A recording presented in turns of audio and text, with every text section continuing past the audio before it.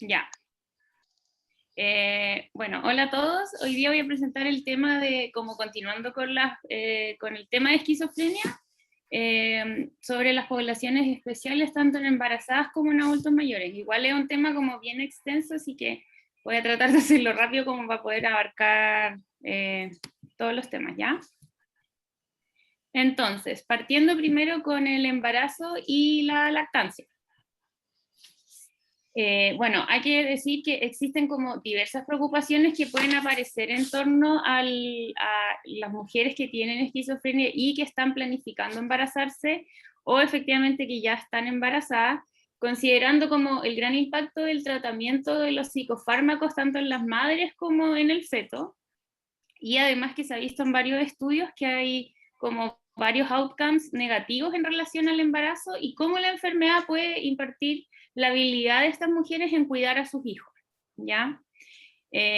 Bueno, hablando un poco, la prevalencia de la esquizofrenia sabemos que en el mundo es alrededor de un 1% y se inicia generalmente durante la adolescencia, y en caso de las mujeres, estas tienden a ser diagnosticadas en edades más avanzadas que los hombres, con un primer pic entre los 25 y los 35 años, y con un segundo pic alrededor de la menopausia, ¿ya? Y bueno, hay que considerar también que el diagnóstico de esquizofrenia tiene implicancias significativas para mujeres en edad fértil, en embarazadas o que consideran tener hijos, como por lo que mencioné en un principio.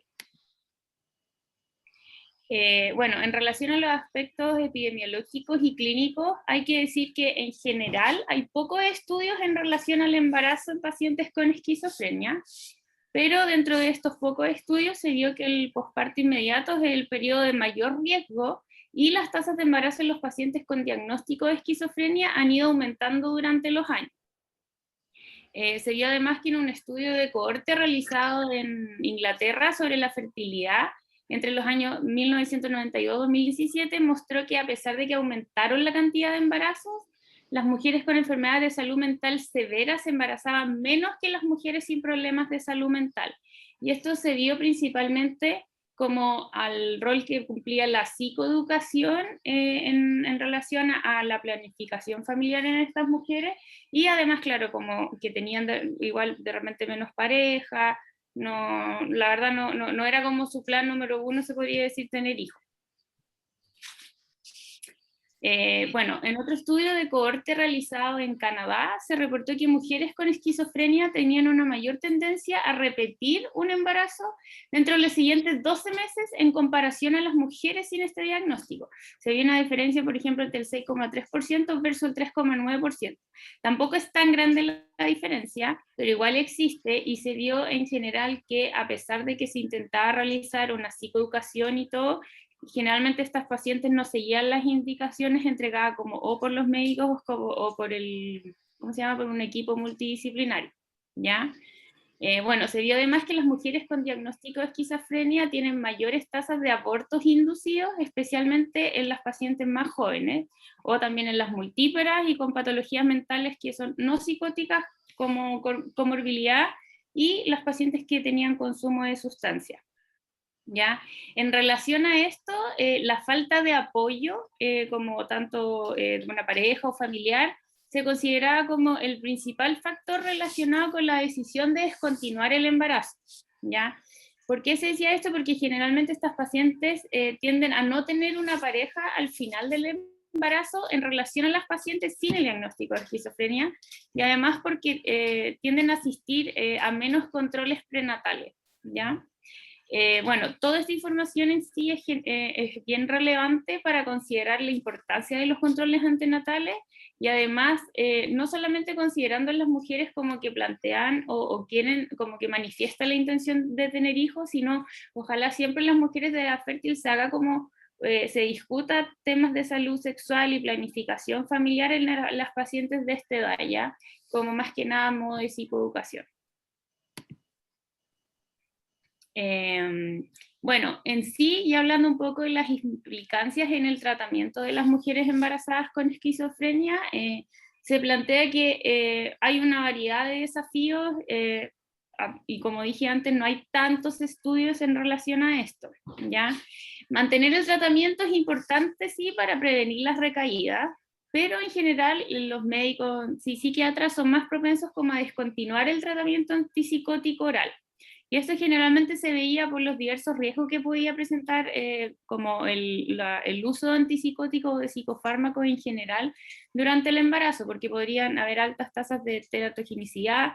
Además, considerando los efectos de los fármacos en el feto, también se podían, o sea, se tendía a descontinuar el tratamiento por los efectos adversos que podían producir estos fármacos en la madre, y además por las limitaciones que se pueden presentar en relación a la lactancia. ¿Ya?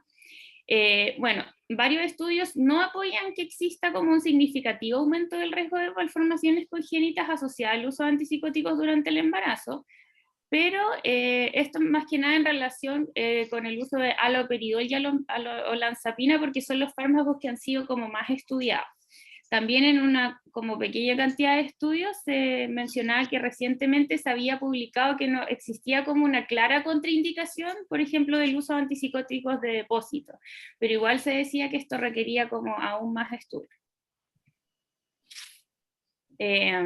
Bueno, sabemos que los estabilizadores del ánimo son utilizados igual de forma frecuente en los pacientes con esquizofrenia, además considerando, por ejemplo, los trastornos esquizoafectivos, y esto plantea aún más desafíos. ¿Ya? Se habla que el uso del litio durante el segundo y tercer trimestre se considera que podría ser relativamente seguro, y el uso de ácido valproico y carbamazepina durante el primer trimestre se asocia a una mayor probabilidad de tener malformaciones congénitas. ¿Ya? Bueno, el uso de ácido valproico durante el embarazo, entonces, además de las malformaciones congénitas, se asocia a problemas del neurodesarrollo en los niños, como por ejemplo reducción del coeficiente intelectual, problemas del lenguaje, como problemas en las habilidades de la vida diaria, que pueden estar empobrecidas, y se vio además que hay una mayor, hay un mayor riesgo de tener un trastorno del espectro autista. ¿Ya? Por otro lado, la carbamazepina se indica que no debería indicarse en pacientes que están planeando embarazarse o considerando la lactancia, y se debe plantear la opción de suspenderla cuando hay planes de embarazo o la paciente efectivamente ya está embarazada. Hay que considerar, sí, que por esto como que la carbamazepina se recomienda solamente utilizarla como en el embarazo en pacientes que tienen una epilepsia que es considerada como refractaria a otros tratamientos farmacológicos. Y también por el caso de la lamotrigina, aparece como más favorable en su uso durante el embarazo, pero esto tiene que seguir siendo estudiado.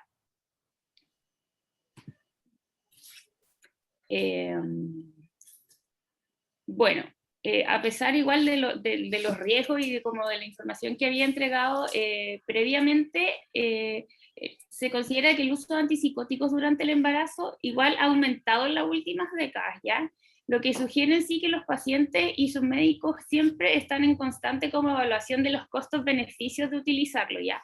Eso es lo más importante, indistintamente que uno sepa que de repente, por ejemplo, no sé, pues pueden haber como efectos adversos ya en la madre, en el feto, con algunos antipsicóticos, siempre hay que evaluar como los costos-beneficios tanto de modificar el tratamiento o sea, claro, modificar el tratamiento o suspender el tratamiento efectivamente, ¿ya?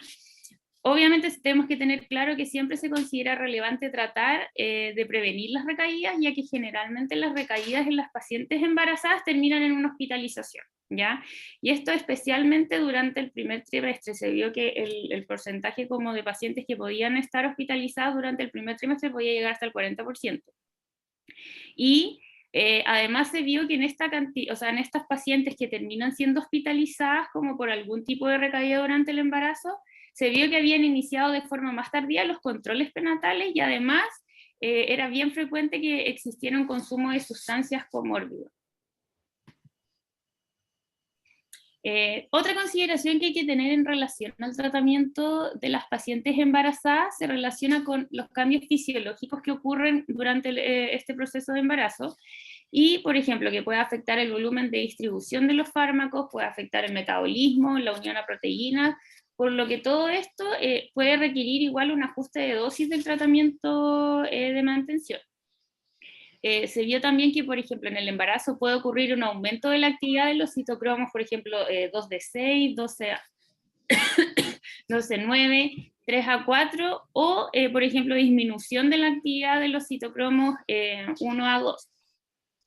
¿Esto por qué es importante? Por ejemplo, la clozapina y la olanzapina se metabolizan en el citocromo 1 a 2, por lo que en el embarazo aumentan sus niveles plasmáticos, ya al disminuir la actividad de estos citocromos. Entonces se considera que la monitorización de los niveles plasmáticos es como bien recomendada efectivamente para evitar intoxicaciones con estos fármacos durante este periodo de embarazo. Por otro lado, por ejemplo, la risperidona, la quetiapina y el aripiprazol son metabolizados principalmente en el citocromo 2D6 y 3A4, por lo que, como está aumentada la actividad de estos citocromos, pueden disminuir sus niveles plasmáticos, especialmente en el tercer trimestre. Entonces hay que estar como bien atento a tener que realizar un ajuste de dosis y a que la paciente puede presentar alguna recaída como por no tener niveles como óptimos en sí del fármaco. Bueno, también hay que considerar que debido a la gran variabilidad de las propiedades farmacogenéticas tanto de la madre y el feto, se sugiere realizar como una monitorización de los niveles del fármaco utilizado, ¿ya?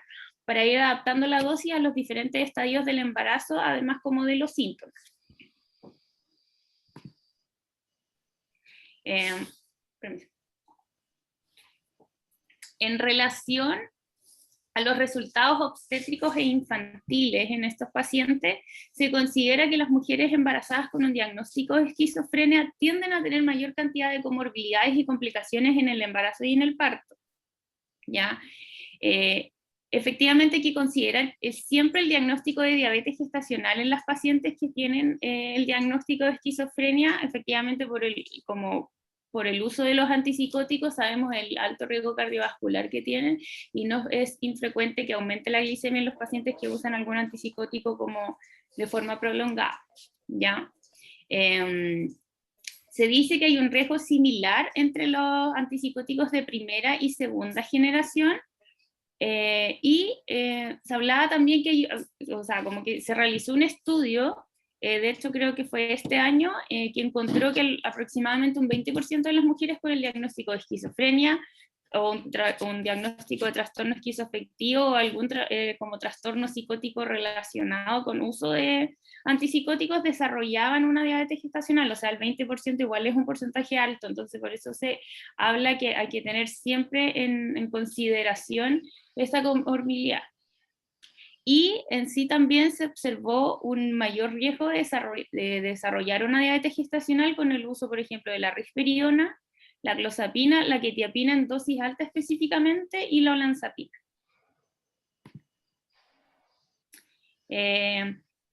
Existe además un mayor riesgo de prematurez en relación a los hijos de pacientes, o sea, de los pacientes con diagnóstico de esquizofrenia en comparación con los que no tienen el diagnóstico de esquizofrenia. Se ve una diferencia, por ejemplo, entre el 11,4% versus un 6,9%. Además, las pacientes con el diagnóstico de esquizofrenia y con uso de antipsicótico, los hijos, perdón, podían tener un menor puntaje en el APGAR y además tener un menor tamaño para la edad gestacional. ¿Ya? Existe además una mayor frecuencia del consumo de tabaco, consumo de alcohol y lo que influye en los resultados obstétricos infantiles. O sea, se hablaba que el consumo de tabaco influía como notablemente, específicamente, como en términos de la ¿cómo se llama?, de la prematurez. Y también algo muy importante es que existe un mayor riesgo de separación de las madres a temprana edad, problemas psicosociales y pérdida de la custodia de sus hijos, ya que es un tema que igual siempre hay que considerarlo como, o sea, tenerlo siempre presente. Bueno, aquí incorporé una de las tablas que aparecían en uno de los papers, como de la bibliografía, la verdad, o sea, más que nada como para revisar, me imagino cuando los leyeron, que se vio como varios estudios, tampoco son tantos, que los N tampoco eran tan grandes, y se estudió diversos como uso de antipsicóticos, ¿ya? Por ejemplo, lo más destacable salía que en un estudio que fue realizado como por la OMS, se registró que existía una mayor probabilidad de presentar malformaciones gastrointestinales, ¿sí?, con el uso de risperidona y el aripiprazol en comparación a otros antipsicóticos. También se realizaron estudios en relación a la paliperidona que reportaron una buena tolerancia y ausencia de malformaciones. Y también se vio que podría existir un mayor riesgo de desórdenes como postnatales en los hijos de las pacientes que eran usuarias de antipsicóticos, donde se vio una mayor cantidad de embarazos de pretérmino y, como dije antes, era bien frecuente el bajo peso al nacer. Pero sí hay que tener claro que esto no solamente, o sea, se estudió esto en las pacientes que utilizaban antipsicóticos, pero también hay que considerar la gran comorbilidad como del uso de sustancias, el consumo de alcohol y el tabaco, como dije previamente. ¿Ya? Pero sí, siempre hay que considerar que, por ejemplo, a pesar de que aquí se mencionan varios estudios y los N no son tan grandes, y en sí siempre se menciona que se requieren aún mucho más estudios en relación al tema del uso de fármacos en pacientes embarazadas. En relación al uso de clozapina en el embarazo, en general los estudios disponibles que existen hasta ahora no apoyan un mayor riesgo de malformaciones congénitas en fetos que están expuestos a clozapina durante el embarazo, ¿ya? En relación a la diabetes gestacional, se habla que es 2 veces más altas en mujeres embarazadas que usan clozapina. También se han reportado casos de hipertensión, exceso de aumento de peso y casos de anemia también en estas pacientes. Y la acumulación de la clozapina en el suero fetal se menciona que contribuyó a un aumento en las tasas del síndrome del lactante flácido en el momento del parto. También había una disminución en la variabilidad de la frecuencia cardíaca fetal y también podían haber convulsiones en la infancia. Hay que considerar también que la clozapina atraviesa la placenta y también se acumula en la leche materna, lo que podría aumentar el riesgo de agranulocitosis, en los lactantes. Pero sí hay que mencionar que la mayoría de los datos que provienen sobre los estudios de clozapina son más que nada informes de casos y series de casos, ¿ya? Por lo que no está claro si efectivamente los riesgos publicados asociados a la clozapina se deben netamente al uso de este fármaco o si había más como causas que podían estar relacionadas. Pero no obstante, igual hay que considerar todos estos como efectos que podría tener el uso de este fármaco. Quise mencionar también que se hablaba del síndrome de adaptación postnatal que se produce no solamente en el uso de antipsicóticos, sino de algunos otros psicotrópicos. Cuando las mujeres usan psicotrópicos durante el embarazo, los niños pueden estar en riesgo de desarrollar síntomas que se consideran como de pobre adaptación neonatal, ¿ya? Bueno, hay que saber que estos síntomas ocurren dentro de las primeras 48 horas luego del parto y pueden durar hasta 6 días, ¿ya? Duran entre 2 a 6 días. Dentro de los síntomas puede haber agitación, irritabilidad, temblores, puede haber un tono muscular anormal, dificultades para dormir en los lactantes, además para alimentarse, e incluso puede haber distrés respiratorio.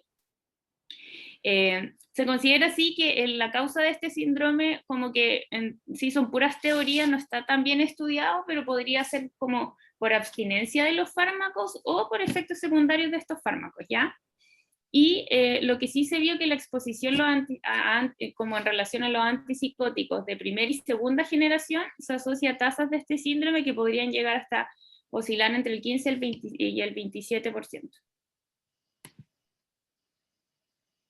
En relación específicamente a la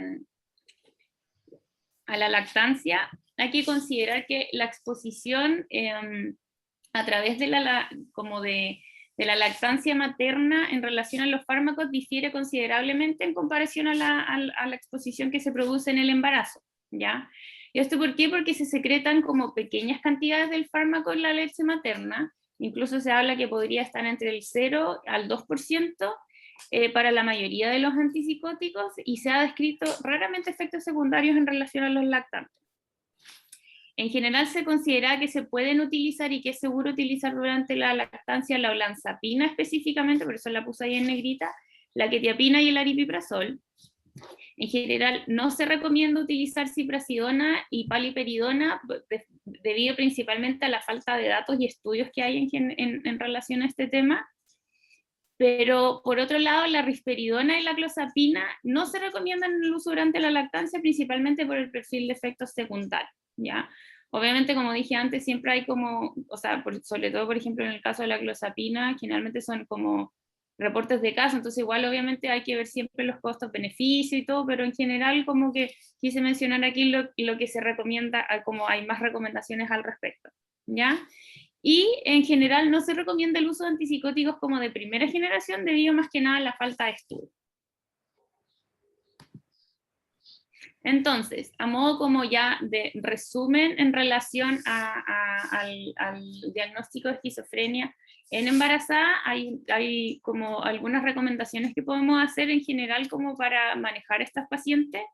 Se considera que, bueno, lo primero, siempre tener como, así como objetivo principal en las pacientes como mujeres de edad fértil principalmente, es realizar una adecuada planificación familiar, ¿ya?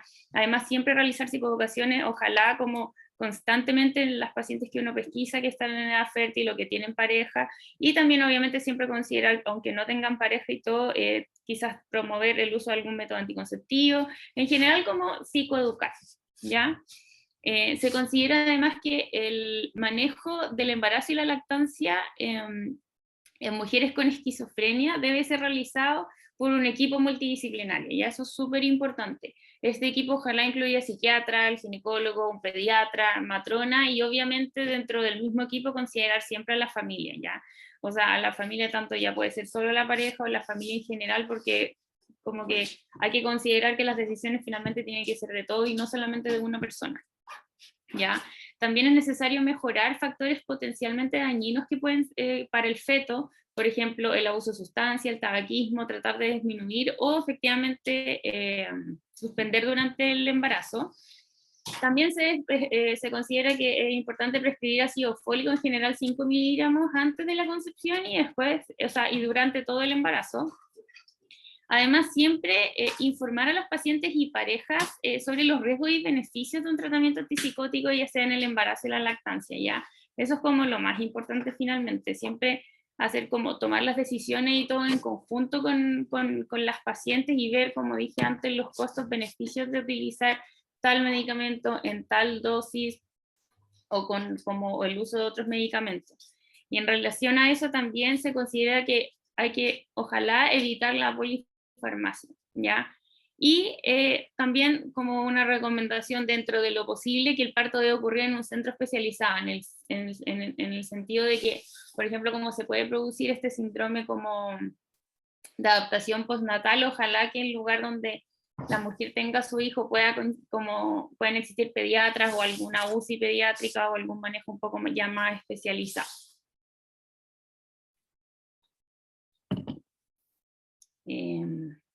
Ya. Y ahora, siguiendo con el otro gran tema que son los adultos mayores, hablando un poco como de definiciones y epidemiología, podemos considerar que como históricamente la esquizofrenia se considera como una enfermedad de los adultos jóvenes, ¿ya? Eso se habla en la mayoría de los libros y publicaciones.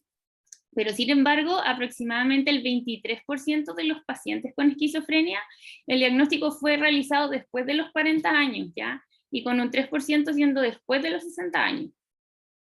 Y en general, bueno, la prevalencia, por ejemplo, de los trastornos psicóticos sobre los 65 años puede ser entre 0,1 a 0,5%, y los síntomas psicóticos, por ejemplo, en los pacientes arriba como de los 65 años, puede alcanzar hasta el 50%, ¿ya? Eso igual va a ser, lo quiero mencionar porque perdón, es importante como para ver igual el diagnóstico diferencial de la psicosis en el adulto mayor, porque no solamente tiene que como considerarse la esquizofrenia, sino hay varias otras patologías que pueden presentar síntomas psicóticos, y considerar que 50% no es un número menor, ¿ya? Y por otro lado, los síntomas psicóticos en arriba de 85 años pueden alcanzar también hasta un 10%.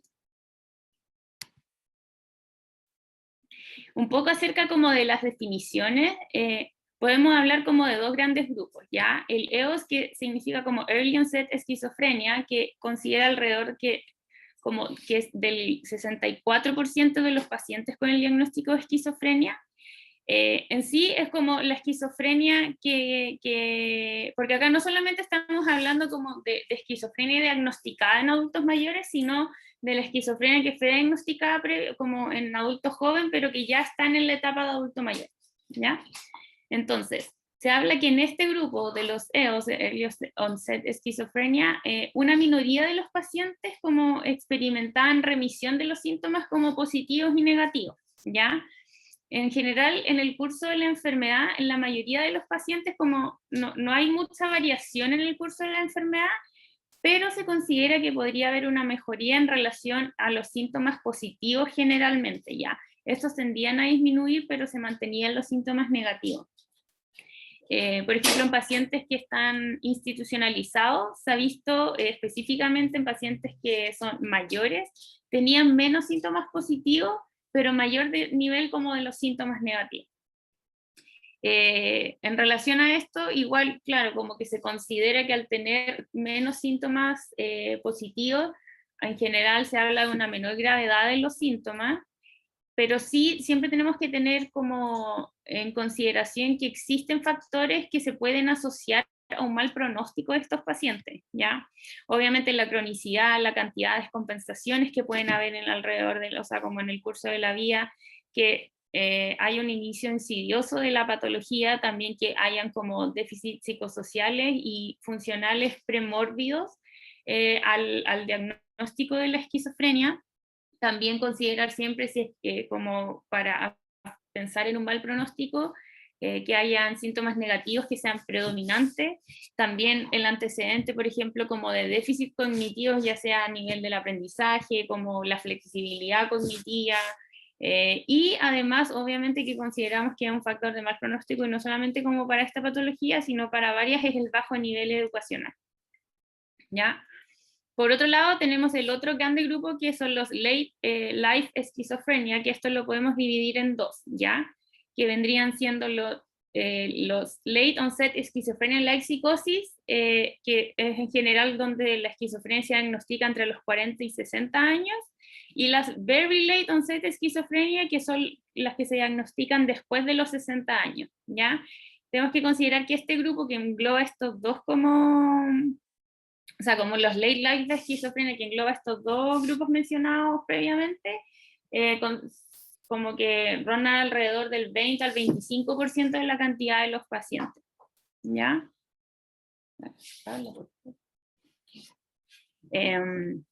En relación a los primeros, que son las late onset esquizofrenia, se considera que, por ejemplo, los factores de riesgo y presentación clínica en general son similares a los asociados a los EOS, ¿ya?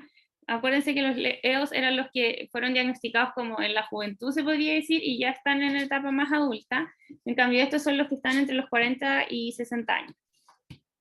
Se considera, por ejemplo, antecedentes familiares de esquizofrenia pueden existir entre un 10 al 15% de estos pacientes. No obstante, no se ha encontrado como un vínculo consistente entre la edad de aparición y el riesgo genético de la esquizofrenia, ¿ya? Además, en estos pacientes habían diversos estudios como de neuroimágenes que mostraban que hay mayores como anomalías estructurales que en general se consideran como inespecíficas en relación a los EOS, y sí, una de estas anomalías, por ejemplo, podría ser el aumento del tamaño de los ventrículos o, por ejemplo, aumento de la sustancia blanca, ¿ya? También hay que considerar que hay un predominio en mujeres, como que el diagnóstico de esquizofrenia se haga después de los 40 años, y esto en general es porque se ha planteado como un rol, entre comillas, antipsicótico como de lo estrógeno en general, porque se dice que enmascara como los síntomas de esquizofrenia en las mujeres que son vulnerables, hasta después de la menopausia, donde vemos que baja notablemente la cantidad de estrógeno. Entonces aquí podrían aparecer los síntomas psicóticos y poder efectivamente después diagnosticar una esquizofrenia. ¿Ya? En relación a este grupo también se habla que hay una mayor prevalencia del subtipo paranoide, y que en general los delirios de estos pacientes son más organizados, ¿ya? Y es frecuente que sientan como delirios que sean como persecutorios, ¿ya? También importante mencionar que en este grupo los síntomas negativos son menores en comparación a los EOS, ¿ya? Y hay menos problemas como en las pruebas de abstracción, aprendizaje y la flexibilidad cognitiva, como había dicho antes, pero sí considerar que para este grupo los déficits sensoriales, por ejemplo, se hablaba de la sordera, podría constituir como un importante factor de riesgo. Por otro lado, hablando de los very late onset esquizofrenia, que son los que, recordando, son los que, como que la esquizofrenia se diagnostica después de los 60 años, es difícil como diagnosticarla porque puede ser confundida con otras patologías, ya como demencia o una psicosis, por ejemplo, secundaria a patología médica, un delirio, Alzheimer, por ejemplo. Entonces, por eso no hay que olvidarse como de este grupo de pacientes porque es muy importante hacer un buen diagnóstico diferencial, ¿ya? En general, esto se puede considerar más que nada como un proceso como neurodegenerativo, más que, por ejemplo, los otros que son los late onset esquizofrenia o los EOS, se considera que podría estar más como relacionado al neurodesarrollo, ¿ya? En cambio, este es como, se considera un proceso neurodegenerativo. También se hablaba que hay una mayor preponderancia en pacientes, por ejemplo, inmigrantes, también en las mujeres. Hay una alta tasa de alucinaciones que son visuales, tanto las olfativas también podían ser muy frecuentes, y las táctiles. También hay una gran prevalencia como de delirios persecutorios, y algo importante que en general en estos pacientes hay una ausencia de como un trastorno formal del pensamiento o síntomas negativos, ¿ya? O sea, la cantidad de síntomas negativos en verdad es mucho más baja en comparación a cualquiera de los otros grupos. También existe una menor carga genética, y bien importante además mencionar que hay altas tasas de mortalidad en este grupo, ya en comparación, o sea, si uno compara a los pacientes de este grupo como con personas mayores que tienen como otros trastornos o que la enfermedad inicia más temprano. Y esto generalmente como debido a las altas tasas como de comorbilidades que pueden haber, porque obviamente son mucho más viejos. Aquí quise poner esta tablita que en general es como un resumen un poco de lo que había mencionado antes, que se compara como los tres grupos, ¿ya? El early onset, que vemos que se considera que es antes de los 40, los late onset es esquizofrenia entre los 40 y los 60, y los very late, que son después de los 60. Entonces acá vemos, claro, en este último grupo hay mayor preponderancia en mujeres, por ejemplo, mientras más joven hay más síntomas negativos. Acá, por ejemplo, hay en los que son very late, como los mayores de 60, hay más alteraciones como a nivel de la estructura cerebral. Entonces, en general, considero que esta tablita es como en verdad súper buena porque resume todo lo que había hablado previamente. Bueno, algo importante en sí de mencionar también que se hablaba en uno como de los papers de la bibliografía básica era el Recovery Model, ya el modelo del Recovery. Esto igual lo hablé un poco en la presentación que me tocó hacer previamente, que era de las intervenciones psicosociales. Pero acá hay como del modelo Recovery como dirigido específicamente como los adultos mayores, ¿ya? En general, hasta hace poco se consideraba que el curso de la esquizofrenia en la vejez era en gran parte visto como una etapa como ya final e inactiva o ya estable, así como ya no hay nada más que hacer, se podría considerar, ¿ya? Pero en sí actualmente se reconoce que existe como una fluctuación en estos como términos considerables como en relación a varios indicadores clínicos y psicosociales, ¿ya? Por ejemplo, en muchos casos existen oportunidades como para una mayor recuperación en los adultos mayores, pero también por el contrario, si uno no interviene de forma oportuna y de forma como óptima, existe una posibilidad de un declive a través del curso de los años, ¿ya? Pero en cualquier caso, es importante apreciar el valor de las intervenciones clínicas y psicosociales para efectivamente prevenir la progresión y fomentar la mejoría en estos pacientes. Bueno, en relación al Recovery Model se hablaba de tres conceptos como principales, que era uno, la remisión clínica o sintomática. Por ejemplo, se consideraba que la remisión clínica en los pacientes EOS, como de la early onset, o sea, antes de los 40 años, alcanzaba, por ejemplo, si uno realizaba efectivamente intervenciones como efectivas psicosociales, podía alcanzar hasta un 50%, ya, o sea, que no es menor. Se realizó, por ejemplo, un estudio que se llama Estudio Internacional de Esquizofrenia, que se analizaban, si no me equivoco, 18 como cortes mundiales, y se hizo un seguimiento como casi, creo que entre 10 a 25 años, ya más o menos, sí, entre 15 y 25 años, y donde el 54% de los pacientes del grupo de prevalencia que tenían una edad promedio, por ejemplo, de 51 años, estaban asintomáticos o tenían síntomas residuales que no son discapacitantes, o sea, más de la mitad de los pacientes estudiados no tenían síntomas al final como de este corte. Entonces, por eso es súper importante, en verdad, como hacer intervenciones que sean oportunas y para prevenir la progresión de la enfermedad.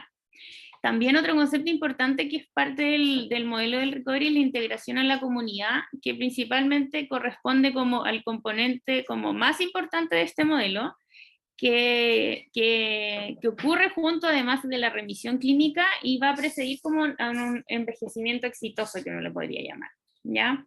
En sí, la integración a la comunidad puede verse como la normalización del funcionamiento en la sociedad de estos pacientes y de la calidad de vida, que en general puede ser en varias dimensiones. Por ejemplo, se habla que los pacientes adultos mayores con diagnóstico de esquizofrenia en general tienen un funcionamiento disminuido en comparación a las personas sin el diagnóstico. Pero, no obstante, a pesar de esto, existe una gran diferencia entre los diversos grupos, ya que va efectivamente como influir qué intervenciones realizo y si son como oportunas en relación a la progresión de la enfermedad, ¿ya? ¿Por qué? Porque se puede ver que hay pacientes como adultos mayores con diagnóstico de esquizofrenia que pueden estar como gravemente incapacitados, pero por otro lado hay pacientes que pueden tener un funcionamiento como casi normal y pueden ser como socialmente integradas, hacer sus actividades de la vida diaria sin problemas. Y otro concepto importante que presenta el Recovery Model es el envejecimiento exitoso, que se considera la ausencia de discapacidad acompañada de una buena funcionalidad física, cognitiva y social. Y sí es importante decir que esto es alcanzado en general solo por el 2% de los adultos mayores con el diagnóstico de esquizofrenia, o sea, igual es poquito el porcentaje. Y en sí se considera que es un outcome como poco probable en pacientes con un inicio tardío de la esquizofrenia. También considerar importante en relación a la esquizofrenia en el adulto mayor es la depresión que sufren estos pacientes, ya que vemos que tiene una prevalencia entre el 44 y 78%, o sea, es bien alta, ¿ya? También hay una prevalencia de suicidio del 10%, o sea, es como un número bien considerable, ¿ya? Y se habla que existe una asociación entre síntomas tanto depresivos y psicóticos relacionado a una disminución del nivel de funcionamiento, por ejemplo, aumento de la psicopatología en general, disminución de la calidad de vida y además estrategias como de afrontamiento saludable. Ay. Otro como concepto importante que se hablaba en relación a los adultos mayores era el envejecimiento acelerado, que se refiere a una mayor morbilidad y mortalidad física junto con posibles como disminuciones tanto en la cognición, también niveles aumentados, por ejemplo, en los biomarcadores de envejecimiento que fueron encontrados en los pacientes con el diagnóstico de esquizofrenia. Y en relación a esto, el envejecimiento acelerado se puede evaluar en relación con estas 4 perspectivas. Por ejemplo, en relación a la cognición, el déficit se relaciona al momento de inicio de la enfermedad, ¿ya? Como dije antes, en sí no se considera que sea una enfermedad neurodegenerativa, distinto si en el caso de los como very late onset de esquizofrenia, que es mayor de los 60, sino que más que nada se considera que es una enfermedad como del neurodesarrollo. Entonces sí, no debería progresar más allá de lo esperado esta enfermedad, salvo que el paciente, por ejemplo, tuviera muchas descompensaciones a lo largo de la vida, entonces obviamente tendría un peor pronóstico. En relación a los biomarcadores de envejecimiento, se refiere como a las anormalidades bioquímicas relacionadas con el envejecimiento propiamente tal. Por ejemplo, se vio en pacientes con el diagnóstico de esquizofrenia que tenían como mayor gravedad de la enfermedad y mayor duración de la enfermedad, tenían niveles más altos como de marcadores de estrés inflamatorio y oxidativo en relación a los pacientes sin el diagnóstico de esquizofrenia. También en relación a la estructura cerebral, hay estudios de neuroimágenes que concluyeron que el volumen del cerebro finalmente no iba como cambiando en el tiempo, pero sí podían haber como disminuciones en la sustancia gris y blanca, si no me equivoco, a nivel del cuerpo calloso. Y obviamente considerar también las enfermedades físicas y la mortalidad, que en general en estos pacientes hay como una disminución de la expectativa de vida y hay obviamente alta frecuencia de comorbilidades, ¿ya? Y además, ya como cerrando un poco el tema como del adulto mayor en sí, se hablaba también de un concepto bien importante que era el envejecimiento paradójico, y que se refiere como al deterioro simultáneo de la salud física y algunos aspectos tanto como de la cognición y funcionales, pero a pesar de esto había una mejoría en la calidad de vida subjetiva y el funcionamiento psicosocial del paciente, ¿ya? Entonces, ¿por qué quise mencionar esto? Porque en general esto igual tiene que ver con el concepto del recovery, que de repente uno está mucho más enfocado como en la disminución sintomática, como que el paciente esté como mucho más funcional y todo, pero en general uno quizás como médicamente puede encontrar que el paciente esté peor, pero en verdad el paciente como que siente que su calidad de vida, su funcionamiento social mejoró y también tiene como adecuadas estrategias de afrontamiento. En relación un poco, hablando ya como del tratamiento farmacológico, en resumen, se indicaba que había que preferir antipsicóticos atípicos. Esto también considerado como porque hay menor, como, habría como menor probabilidad de tener síntomas secundarios al usar los antipsicóticos atípicos. Una buena opción, por ejemplo, es utilizar risperidona en dosis bajas, hablaba de hasta 2 miligramos, quetiapina ojalá no pasar los 300 miligramos, la aripiprazol entre 15 a 30, la olanzapina ojalá no más de 10 miligramos, obviamente considerando igual el paciente, porque igual se podía utilizar más. También se habla de la amisulpiride, y eso, un concepto bien importante era que se hablaba de empezar bajo y seguir lento. Ya siempre hay que ir evaluando todos los efectos que pueden ocurrir en estos pacientes, porque sabemos que va a disminuir la función renal, el metabolismo, todo va cambiando, ¿ya? Se habla que hay que hacer como que iniciar ojalá con un cuarto de la dosis para un adulto como normal y un tercio a un medio de la dosis como de mantención típica. Ya esto considerando al adulto mayor. También por otro lado se hablaba, por ejemplo, que el TEC podía ser efectivo, pero no en el grupo como de very late onset, o sea, no en el grupo que se diagnostica más o sea, después de los 60 años, probablemente porque existe una alta prevalencia de patología cerebral comórbida, ¿ya?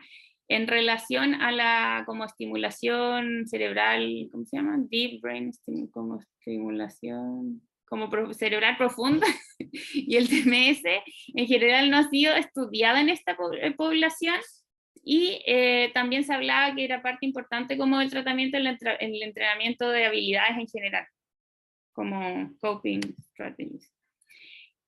Bueno, en relación a las intervenciones psicosociales, se habla que cada vez existe como más evidencia que respalda el uso complementario de estas intervenciones para tratar la esquizofrenia, especialmente en adultos mayores, porque utilizada junto a los fármacos se ha visto que, por ejemplo, el entrenamiento de habilidades de adaptación, la terapia cognitivo-conductual, la remediación cognitiva, que fueron los temas que me tocó presentar en la presentación pasada, no solamente mejoraban la calidad de vida, sino que además disminuían la tasa de hospitalizaciones y las consultas en el servicio de urgencia. Y obviamente mejoraban el funcionamiento en general. En relación un poquito al pronóstico, la expectativa de vida se habla que en estos pacientes está reducida de 15 a 20 años. El riesgo de mortalidad es 2 a 3 veces más alto que en la población general, y la alta presencia de comorbilidades que aumentan las tasas de mortalidad, al igual que, o sea, que esto aumenta las tasas de mortalidad, al igual que los estilos de vida poco saludables. Y como ya terminando y como ya más en resumen, es importante, como dije, sobre todo el grupo de la very late onset esquizofrenia, que son los que están arriba de 60 años, es importante siempre tener como varias patologías en consideración por el tema del diagnóstico diferencial. Ya por eso se hablaba que en este grupo de pacientes era más difícil hacer como el diagnóstico de esquizofrenia porque existían muchas otras patologías que podían presentar síntomas psicóticos. Dentro de ellos están las psiquiátricas, por ejemplo, médicas, las demencias y algunas alteraciones orgánicas. En relación, bueno, al trastorno delirante, sabemos que es una patología psicótica que es crónica, con desarrollo insidioso, hay ideas delirantes sistematizadas, y generalmente se producen como en una personalidad premórbida que es determinada, ¿ya? De los adultos mayores, el 6% hay que considerar que tiene ideas delirantes que son persecutorias, pero la mayoría de ellos son los que tienen demencia, y el delirio como de infestación se considera que es bien frecuente, además seguido por el celotípico y persecutor. También tenemos por otro lado como causas de psicosis en adulto mayor la depresión con síntomas psicóticos, los pacientes que se le diagnostica depresión después de los 60 años suelen presentar en general más síntomas psicóticos en comparación a la otra como grupo de pacientes. En estos pacientes son frecuentes las ideas deliroides y la alucinación. O sea, claro, son frecuentes las ideas deliroides, pero las alucinaciones son poco frecuentes, ¿ya? Y las ideas deliroides más frecuentes son las persecutorias e hipocondriacas. En relación a la psicosis en la enfermedad de Alzheimer, bueno, ya sabemos efectivamente que en la enfermedad de Alzheimer se ve que en este grupo la frecuencia de ideas delirantes se encuentra entre el 10 al 73%, o sea, igual alcanza un porcentaje bien alto, siendo lo más común en las ideas que son paranoides. Y en relación a las alucinaciones, la frecuencia es de un 12 a 49%, siendo predominantemente alucinaciones visuales. Aquí en uno de los papers también se hablaba de los criterios diagnósticos de la psicosis en la enfermedad de Alzheimer, que es importante tenerlo como en consideración. No los voy a leer porque en general yo creo que ya todos los leí en relación al tiempo. Pero sí encontré bien como interesante esta tablita que hacía como una comparación entre la psicosis entre la enfermedad de Alzheimer y la esquizofrenia. Por ejemplo, en relación, no sé, por la diferencia que habían entre los delirios bizarros o complejos, que por ejemplo en la enfermedad de Alzheimer podía ser raro, en cambio la esquizofrenia es frecuente. En términos de las alucinaciones eran más frecuentes en Alzheimer visuales, en cambio en esquizofrenia auditivas. Por ejemplo, la ideación suicida en la enfermedad de Alzheimer era raro, esquizofrenia frecuente. Entonces encuentro que esta tabla era súper buena porque igual te da varios tips como para orientar en el diagnóstico diferencial. Bueno, en relación a la psicosis asociada como a otras demencias, se hablaba principalmente de la demencia vascular, que no habría como una asociación entre el grado de severidad de esta demencia y la presencia de síntomas psicóticos. Se hablaba de la demencia en enfermedad de Parkinson, que es cuando la demencia es diagnosticada como después de un año o más desde que se inició como el parkinsonismo, y en este caso las alucinaciones visuales son las más frecuentes. ¿Ya? O sea, se pueden presentar hasta un 50% de los pacientes y no requieren tratamiento. Y por otro lado también tenemos las demencias por cuerpos de Lewy, que en este caso la presencia de alucinaciones visuales se considera que es un criterio diagnóstico, y además pueden presentar alucinaciones complejas que son asociadas principalmente a cambios conductuales, entonces generalmente requieren como un tratamiento. Y bueno, por otro lado, que es bien frecuente el tema del delirium. En este caso tenemos que considerar que, bueno, hay alteraciones ya de la memoria, el lenguaje, orientación y sensopercepción, y tenemos tres tipos, el hipoactivo, hiperactivo y mixto, pero dentro de estos tres subtipos, el hiperactivo y el mixto frecuentemente presenta síntomas psicóticos, ¿ya? Alcanzando, por ejemplo, hasta un 80% que tienen alucinaciones, y 35 al 40% pueden tener ideas deliriosas. Y ya por último, bueno, siempre considerar psicosis asociada a causas médicas y fármacos, diversas causas médicas. Sabemos todos, por ejemplo, también el uso de fármacos como corticoides, estimulantes, pueden causar síntomas psicóticos, y además siempre considerar y no olvidarse del consumo de alcohol. Fin.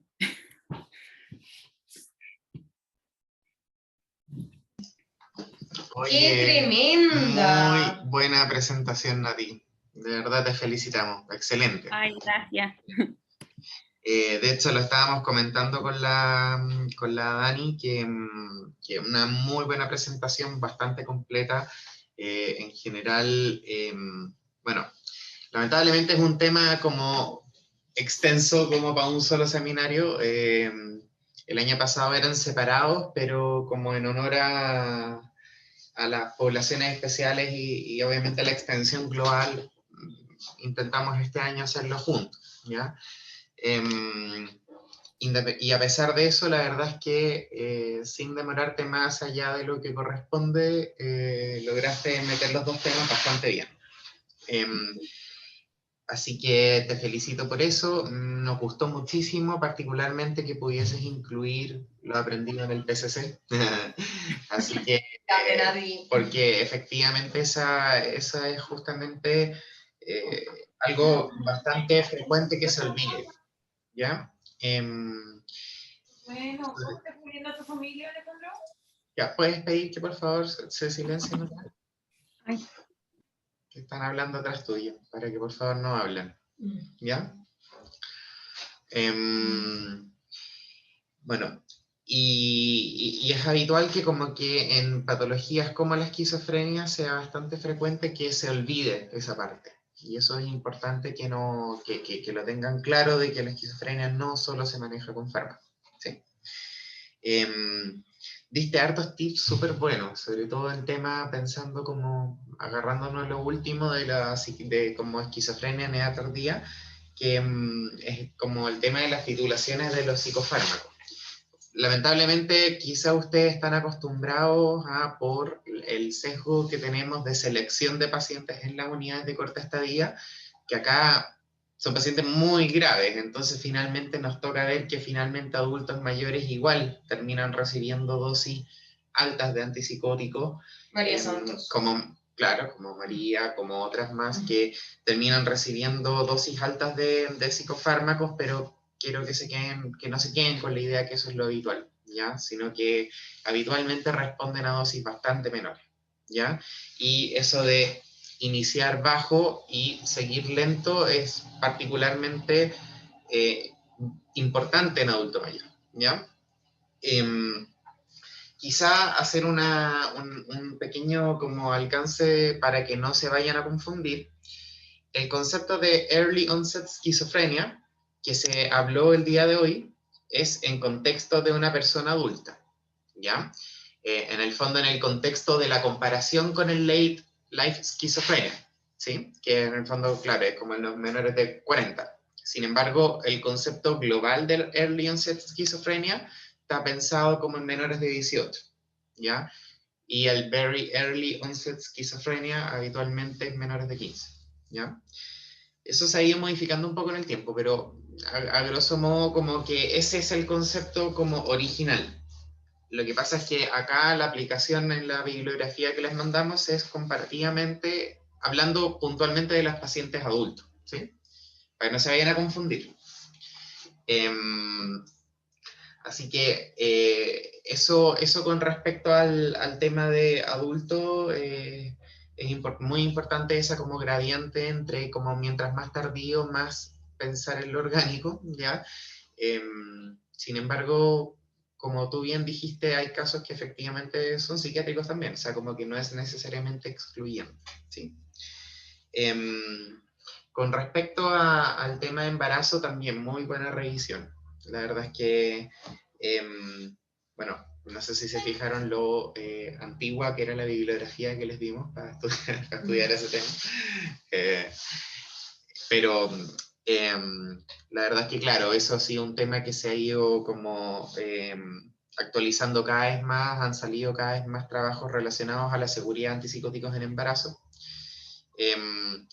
Y en ese sentido, como con respecto al tema clozapina, claro, es un tema particular considerando los riesgos que efectivamente menciona la Nati, porque los riesgos asociados, más que por lo que uno se podría imaginar de la neutropenia y esas cosas, tiene que ver sobre todo como con la parte metabólica y las consecuencias como que eso trae en la parte fetal, ¿cierto?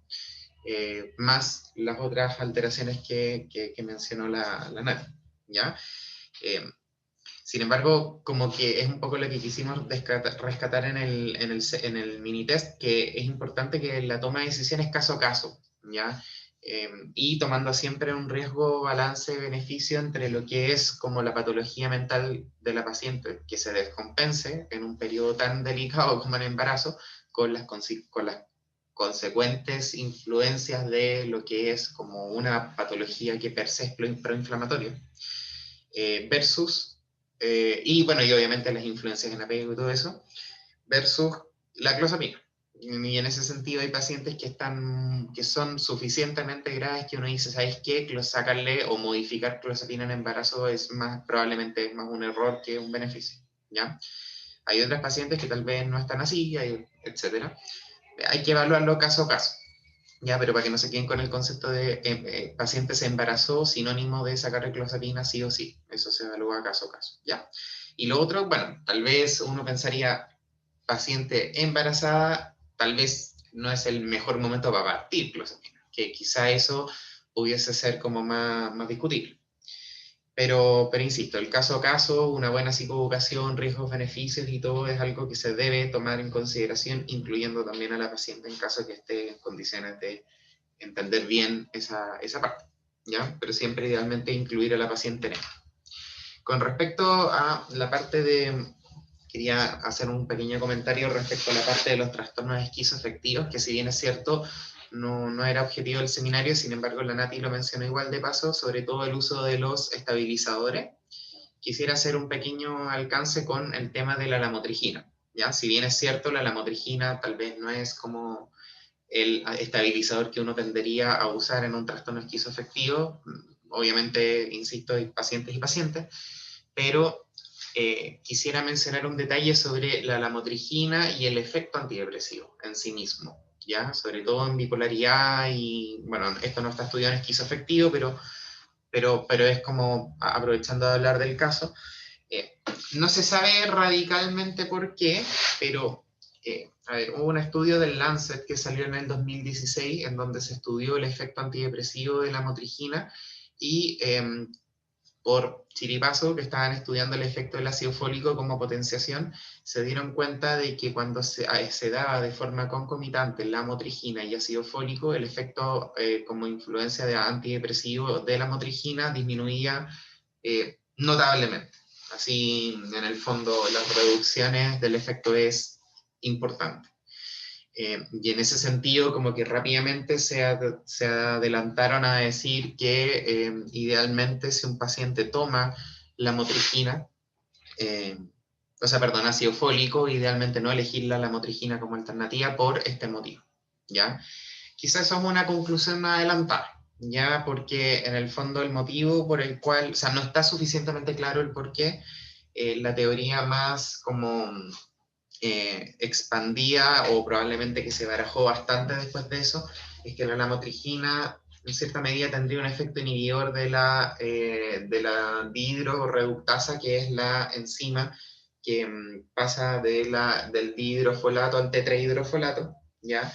Y eso por consecuencia disminuye la formación de metil tetrahidrofolato, que es el folato activo, y por eso pudiese influir como un poco en la parte de la efectividad, pero es una conclusión un poco como todavía precoz, ¿ya? Y se plantea de que tal vez lo que se debería hacer en estos casos es que se suplemente más bien con metil tetrahidrofolato, más que con ácido fólico. Entonces, en ese sentido, como no se queden inmediatamente, como con que la lamotrigina y ácido fólico se chocan y no se deben nunca dar juntos. Hay alternativas, el metil tetrahidrofolato se puede conseguir en, no sé, Mercado Libre, llega rápido y no es tan terrible como conseguirlo. ¿Por qué les hago esta cápite? Porque, como recordarán, las embarazadas ocupan ácido fólico. Entonces, en ese sentido, como que no es una contraindicación absoluta, es más o menos para considerarlo, y recordemos de que no se extrapola a todos los beneficios de la lamotrigina, sino que es particularmente un estudio específico donde se evaluó la respuesta como antidepresiva con kits y su tasa de reducción en pacientes con bipolaridad, ¿ya? Entonces, cuidado con ahí extrapolar como rápidamente a todo y a todos los nichos, ¿ya? Pero eso era un poquito lo que quería comentar con respecto a la lamotrigina y embarazo, ¿ya? Porque es una alternativa que, de hecho, considerando todos los otros estabilizadores, probablemente es bastante segura.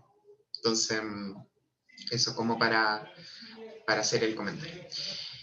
Así que eso, no sé si alguien más tiene alguna duda, pregunta, comentario, queja. ¿No? Ya. Acá. Básicamente nosotros como agradecer, la presentación estuvo súper buena, nos vamos a tener que despedir, sí, porque tenemos que partir con las interconsultas.